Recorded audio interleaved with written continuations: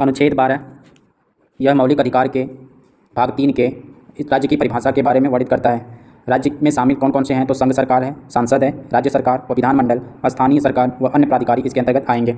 Article 13 अनुच्छेद 13 में किसका वर्णन किया गया है तो अनुच्छेद 13 जो है, अनुच्छेद 13 में 4 भाग हैं। तो 13(1) में क्या कहता है? अनुच्छेद 1 को आच्छादन का सिद्धांत कहा जाता है। अनुच्छेद 13(2) को पृथक्करण का सिद्धांत कहा जाता है। अनुच्छेद 13(3) को संसद का कानून कहा जाता है।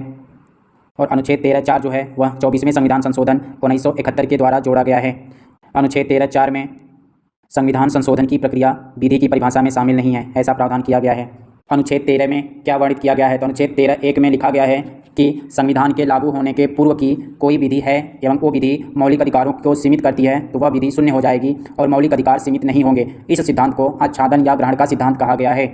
अनुच्छेद 13(2) में क्या वर्णित किया गया है? अनुच्छेद 13(2) में कहा गया है कि संविधान के लागू होने के बाद की कोई विधि है और वो विधि मौलिक अधिकारों को सीमित करती है तो वो विधि शून्य हो जाएगी या उस सीमा तक पृथक हो जाएगी जिस सीमा तक मौलिक अधिकारों को सीमित किया जा रहा था। इस विधि को पृथक्करण का सिद्धांत कहा जाता है।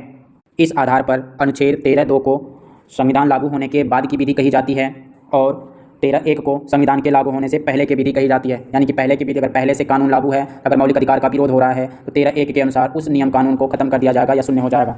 दूसरा में है पृथक्करण का सिद्धांत। अगर बाद की विधि कोई कानून बनता है, अगर उसको मौलिक अधिकार सीमित होते हैं तो उस विधि को क्या किया जाएगा? हटा दिया जाएगा। आर्टिकल 13(3) में क्या है? उसमें विधि की परिभाषा लिखी गई है।